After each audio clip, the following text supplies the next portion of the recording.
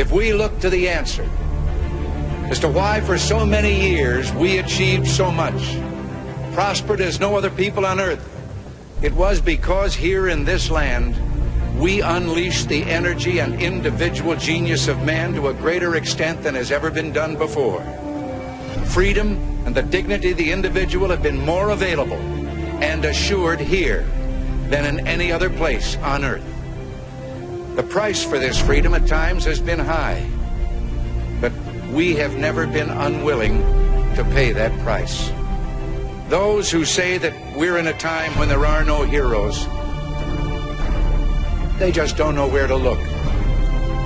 The sloping hills of Arlington National Cemetery, with its row upon row of simple white markers bearing crosses or stars of David, they add up to only a tiny fraction of the price that has been paid for our freedom. Each one of those markers is a monument to the kind of hero I spoke of earlier.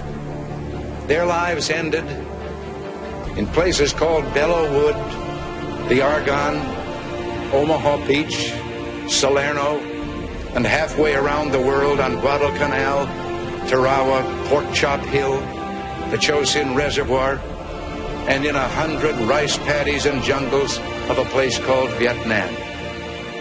Under one such marker lies a young man, Martin Treptow, who left his job in a small-town barber shop in 1917 to go to France with the famed Rainbow Division.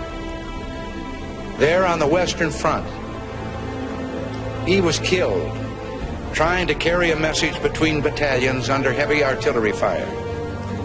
We're told that on his body was found a diary.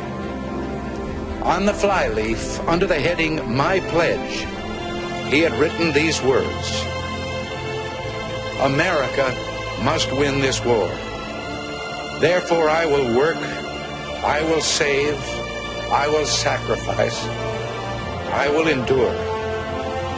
I will fight cheerfully and do my utmost as if the issue of the whole struggle depended on me alone."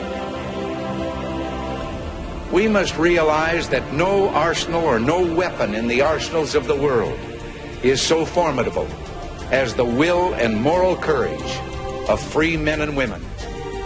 It is a weapon our adversaries in today's world do not have. It is a weapon that we as Americans do have.